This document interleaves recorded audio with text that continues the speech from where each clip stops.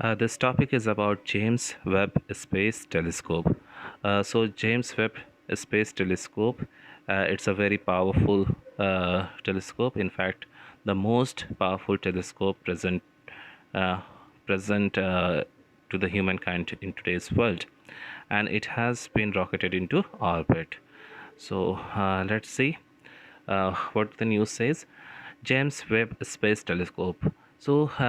It is made by the collaboration between NASA, the European Space Agency, and the Canadian Space Agency. So, three agencies are collaborating to develop this James Webb Space Telescope.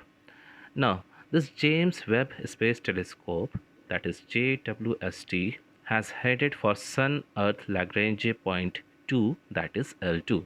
It is very important to understand what this Lagrange point 2 or L2 stands for. So, this is a point which is in between Earth and Sun where the gravitational forces falling on an object cancel out each other as if the object at this point, that is at point 2 or L2, will be stationary at this point only. Okay, it will neither move towards the earth and neither move towards the sun. So the object at this point will be stationary.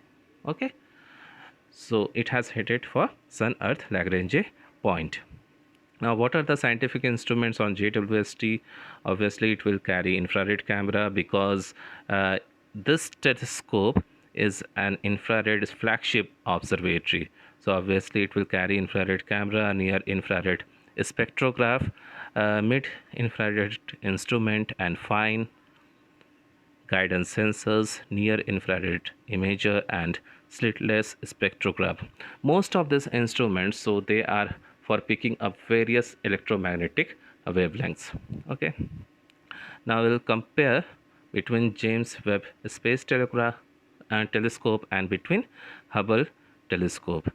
So the one of the important differences which is quite interesting for me is that see, when an object goes into space, the relevance of time dilutes. Okay, so these telescope can pick up lights from millions of years back, and then with the help of technology the scientist can infer whether these lights are coming from a galaxy which was formed somewhere in the past, some billions years in the past, or some galaxies right at the time of Big Bang. So this Hubble telescope, which is already in the atmosphere, so this Hubble telescope, it can detect galaxies which are young, okay, relatively young, and it can pick up electromagnetic radiation from around 12.5 billion years ago. But when you talk about this um James Webb Space Telescope, so it can pick up wavelength of light or electromagnetic spectrum of light which may be as far as 13.5 billion years ago, and this is a major development on part of humanity.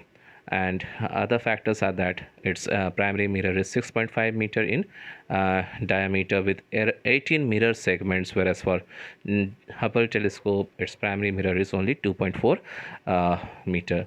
So this both these telescopes will work in combination and will provide the best photography and the best research materials for the scientists.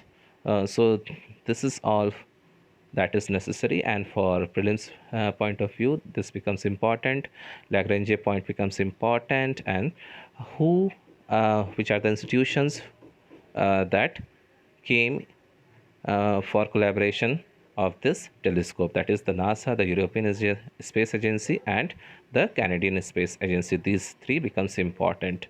Okay, now this is also important that arrange the telescopes launched in their order or in their chronological order. Hubble is one of the recent ones, followed by Spitzer, then Herschel, and then the one finally is JWST. So that's all for the news, guys. Hope you are enjoying. Thank you. Thanks for the day.